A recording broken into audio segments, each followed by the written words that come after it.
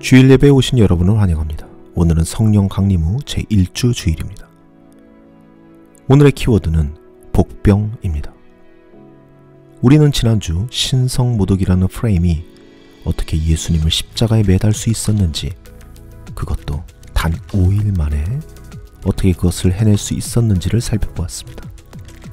그저 한 단어에 불과한 신성모독이라는 이 단어가 수많은 사람들을 살리고 고치고 구원하신 그 실제적이고 실용적이었던 예수님의 사역 전체를 악마화시키는 그 모든 과정을 함께 살펴보았습니다. 그리고 그렇게 신성모독으로 예수를 죽이고자 하는 사람들이 어떠한 논리를 가지게 되는지 다음의 본문으로 알 수 있었죠. 요한복음 10장 말씀입니다.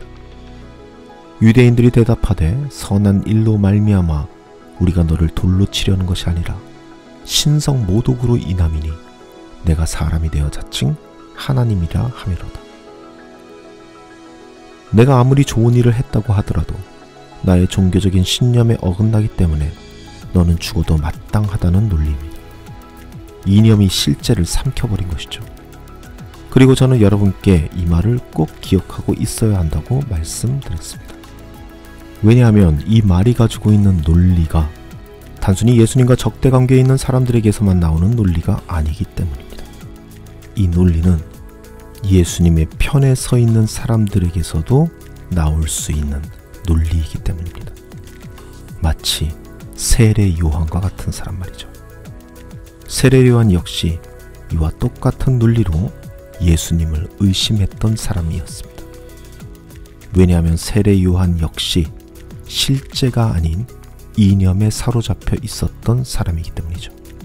오늘 우리는 예수님의 적은 아니지만 예수님의 적들과 너무나도 비슷한 논리를 가지고 있기 때문에 진정한 복음의 능력을 체험하지 못하고 꿈꾸지도 못하는 세례 요한, 그리고 그를 닮은 현대 크리스찬들의 모습을 바라보고자 합니다. 다 같이 기도하시겠습니다. 우리의 삶을 주관하시는 하나님 아버지, 오늘도 같은 시간에 이렇게 모여 같은 하나님을 바라보는 자리를 마련해 주시니 감사드립니다. 주님께서 마련하신 예배의 자리, 우리가 지금 누구 앞에 서 있는지 가슴에 새기는 시간이 되기를 소망합니다. 주 앞에 선 우리, 고단했던 삶의 자리가 새로운 희망으로 가득 차는 시간 되게 하여 주시고, 선포되는 말씀 속에서 우리가 힘있고 살아갈 수 있는 진리를 드리워 주옵소서. 오늘 바치는 이 예물에도 축복하여 주시고, 이 예물이 이웃을 사랑하고 섬기는데 온전히 사용되게 하여 주옵소서.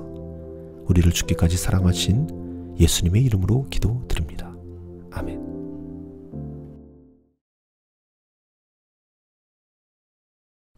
제가 이 강단에서 여러 번 말씀드렸듯 저는 좌파도 아니고 우파도 아닙니다. 진보도 아니고 보수도 아니죠. 자유주의자도 아니고 복음주의자도 아닙니다. 제가 비록 이런 사진을 자료화면으로 쓴다고 해도 저는 좌파도 아니고 진보도 아니고 자유주의 목사도 아닙니다. 다시 말씀드리지만 저의 말이 진보적으로 들릴 수 있습니다. 저의 행동이 보수적으로 비춰질 수도 있죠. 저의 말이 자유주의자처럼 들릴 수 있습니다. 저의 행동이 복음주의자처럼 보일 수도 있죠. 하지만 제가 그렇게 보이는 것은 제가 어떠한 정치적인 색깔을 가지고 있기 때문에 그렇게 보여지는 것이 아닙니다. 사람들이 저를 그렇게 본다면 그것은 제 문제가 아니라 정치색을 가지고 저를 바라보는 그 사람의 생각이 문제입니다. 성경을 볼 때도 마찬가지입니다. 사람들은 자신이 가지고 있는 그 성향대로 성경을 보는 경향이 있습니다. 즉, 같은 사건과 같은 말씀이라도 진보가 보면 진보스럽게 해석이 되고 보수가 보면 보수스럽게 해석이 되는 것이죠. 완전히 잘못된 방법으로 성경을 보고 있기 때문입니다. 이념에 물들어 있고 그 이념을 따르는 사람들이 성경을 읽고 해석하기 때문입니다. 분명 성경에 기록된 예수님의 말씀과 그리고 예수님의 행동들은 진보적으로 보일 수도 있고 보수적으로 보일 수도 있습니다. 하지만 우리는 이 사실을 알고 있어야 합니다. 예수님께서는 당신의 사역기간 내내 특정 정치 세력과 연대하지 않으셨다는 것을 말이죠. 이미 이 강단을 통해 여러 번 말씀드렸습니다.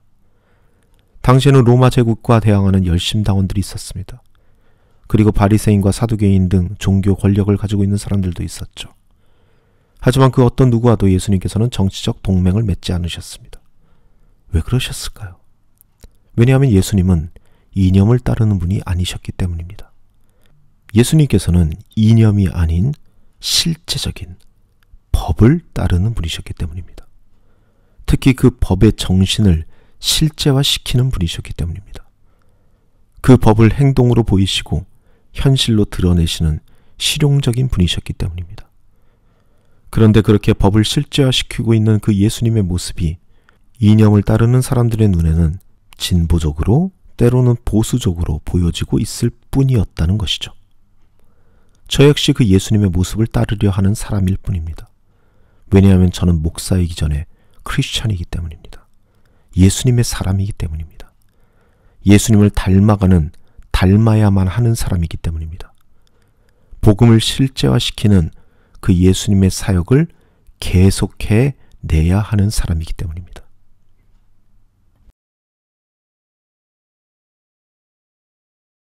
저에겐 아직도 잊을 수 없는 기억이 하나 있습니다. 한국에 방문했을 때입니다. 제가 아는 한 목사님께서 저를 교회에 초청해서 설교를 부탁하셨습니다. 평소에 그 목사님께서 펼치시는 사회참여적인 여러 사역들을 존경했고 너무나 영광스럽고 감사한 기회였기에 기꺼이 아멘으로 화답하고 강단에 섰습니다. 그 목사님께서는 매우 강한 진보적 스탠스를 가지고 계신 분입니다. 그래서 저는 목사님의 정치적 스탠스를 감안하여서 원고를 준비하였습니다. 물론 제가 가지고 있는 실용적인 복음 이해도 거슬리지 않는 상식적인 선에서 보고 형식으로 전달하였습니다. 저와 저의 교회 지체들이 이민교회에서 경험한 그 하나님의 실제적인 역사를 간증 형식으로 살짝 다루었던 것이죠. 그런데 문제는 그 상식적인 선이 저의 세계에서만의 상식적인 선이었던 것이죠. 예배 분위기는 좋았습니다. 성도님들 또한 좋아하셨습니다. 그 자리에 함께했던 제 아내도 감동적이고 은혜로운 설교였다고 좋았다고 했습니다. 하지만 목사님의 안색만은 좋지 않았습니다. 저의 실용적인 면이 마음에 들지 않았던 겁니다. 특히 하나님께서 보이신 그 실제적인 역사가 마음에 들지 않았던 겁니다. 진담이 진하게 섞인 농담으로 이렇게 말씀하시더군요. 오랜만에 옛날 부흥의 분위기 나서 좋았다고 말이죠. 그 목사님의 성향을 알기에 좋아도 그건 좋은 게 아니죠. 사회 시스템을 바꾸기 위해 여러 사회 참여적인 사역을 하시는 분이기에 이 정말 기적적인 이벤트로 개입하시는 하나님의 그 실제적인 열심이 그분에게는 마치 기복신앙이나 미신처럼 느껴졌었겠다라는 생각을 하게 되었습니다. 이념과 관념이 실제를 삼켜버렸기 때문입니다. 대의와 명분과 제도가 실제적인 하나님의 역사보다 우선되었기 때문입니다. 바리새인과 사두개인 율법학자와 제사장들이 그런 사람들이었습니다. 자본주의 시스템을 도입한 현대교회 사역자들이 그런 사람들입니다. 하나님의 개별적인 역사보다 제도와 시스템이 중요한 겁니다. 분명 그 목사님은 바리새인도 사두개인도 비즈니스 논리에 물든 현대교회의 다른 사역자들과도 다른 부류의 사역자입니다. 오히려 세리와 죄인들과 같은 사회적 약자들과 소외계층들과 함께하는 존경받는 사역자입니다. 그럼에도 불구하고 그를 사로잡고 있는 건 이념과 관념입니다. 다른 종교 지도자들과 다를 것이 없습니다. 실제적인 것으로 판단하기보다 대의와 명분 그리고 제도화로 판단하기 때문입니다. 오늘 본문에도 그와 같은 부류의 사람이 등장합니다. 바로 세례 요한입니다. 마태복음 11장입니다. 그런데 요한은 그리스도께서 하신 일들을 감옥에서 듣고 자기 제자들을 보내어 그들을 시켜서 예수께 오실 그분이 당신이십니까? 그렇지 않으면 우리가 다른 분을 기다려야 합니까? 하고 물어보게 하였다. 지금 요한은 감옥에 있습니다. 그는 광야에서 불을 토하던 선지자였습니다. 그는 도끼가 이미 나무 뿌리에 놓였다고, 곧 알곡과 쭉정이를 가르는 무서운 심판이 임할 것이라고 선포했습니다. 그의 기대 속 메시아는 이 부패한 세상을 뒤엎고 깨끗하고 올바른 제도를 세울 메시아, 로마의 압제로부터 이스라엘을 구원하는 대의를 이룰 위대한 정치적 영웅이었을 겁니다. 그런데 감옥에서 들려오는 예수님에 대한 소식은 그의 기대와는 너무나 달랐습니다. 세리와 죄인들과 어울려 먹고 마시고 병든 자들을 하나하나 고쳐주시고 가난한 자들에게 그 가난에서 벗어나게 된다는 복음을 전하신다는 그러한 이야기뿐이었습니다. 세상을 뒤엎는 혁명의 소식은 들려오지 않았습니다. 자신이 평생을 바쳐 길을 예비했던 그 메시아의 행보 앞에서 요한의 기대는 흔들리기 시작합니다. 그가 가지고 있던 관념, 그의 이념이 현실 앞에서 거대한 물음표가 된 것입니다. 깊은 고뇌에 빠진 요한은 결국 제자들을 보내 예수님께 묻습니다. 오실 그분이 당신이십니까? 그렇지 않으면 우리가 다른 분을 기다려야 합니까? 단순한 궁금증이 아닙니다. 메시아는 이러이러해야 한다는 강력한 관념과 예수님께서 보여주고 계시는 실제적인 사역이 정면으로 충돌하는 현장입니다. 자신이 가지고 있는 그 모든 관념이 오히려 예수님을 알아보는 데 걸림돌이 되는 복병으로 작용하기 시작하는 것입니다. 이 관념적 질문에 예수님은 내가 그다, 이렇게 간단히 답하지 않으십니다. 신학적인 논증이나 정치적인 선언을 하지도 않으십니다. 대신 이렇게 말씀하십니다. 예수께서 대답하여 그들에게 말씀하셨다. 가서 너희가 듣고 본 것을 요한에게 알려라. 눈먼 사람이 보고 저는 사람이 걷고 나병 환자가 깨끗해지고 귀먹은 사람이 듣고 죽은 사람이 살아나고 가난한 사람이 복음을 듣는다. 이것이 예수님의 방식입니다. 관념의 질문에 실제로 답하시는 것입니다. 나의 정체성은 나의 말이 아니라 나의 행적, 즉 지금 너의 눈앞에서 벌어지는 실제 사건에 있다. 가서 그 증거를 보라. 이렇게 말씀하시는 겁니다. 맹인이 눈을 뜨고 다리 저는 자가 걷고 사회로부터 버림받은 나병 환자가 공동체로 돌아가고 죽은 자가 살아나는 것, 그리고 무엇보다 가난하고 소외된 자들에게 이 모든 회복의 기쁜 소식이 전파되는 것, 이것이 바로 예수님께서 보여주신 복음의 실용성입니다. 거창한 정치적 명분은 없지만 한 사람 한 사람의 깨어진 삶이 구체적으로 회복되는 놀라운 현실입니다.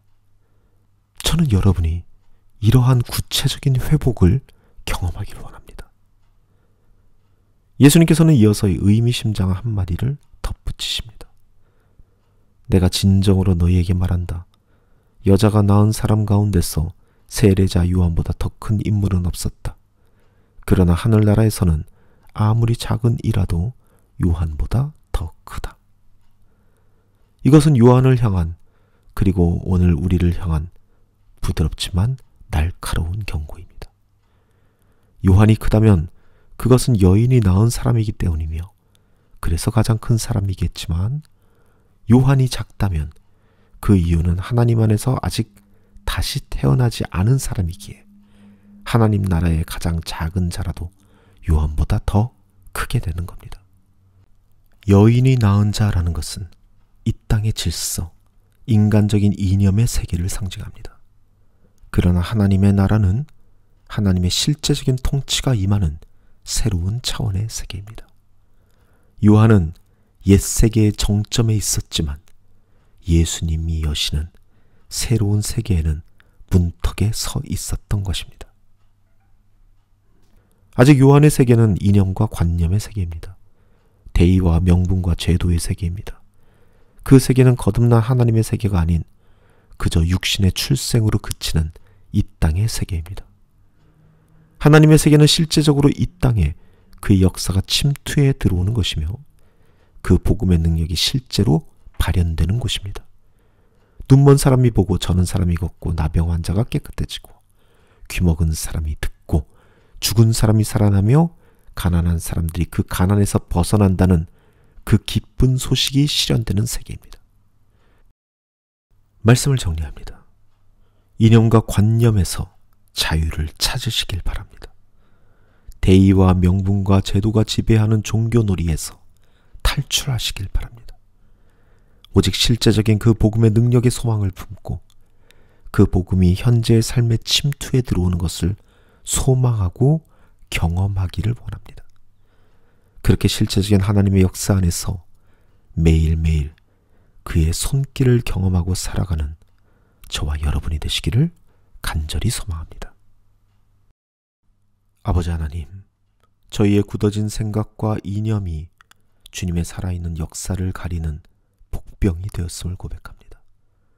저희의 기대를 내려놓고 지금 여기서 행하시는 주님의 실제적인 일들을 볼 수 있는 그 눈을 열어 주옵소서.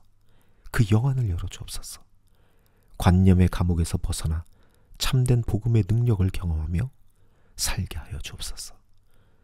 이제는 우리를 죽기까지 사랑하신 우리 주 예수 그리스도의 벅찬 은혜와 우리를 사랑하사 독생자 예수를 이 땅에 보내주신 하늘아버지의 극진하신 사랑과 우리의 삶의 인도자이자 보혜사 되시는 성령님의 사귐이 여기 모인 주님의 자녀들 가운데 영원토록 함께하기를 간절히 축원하옵나이다.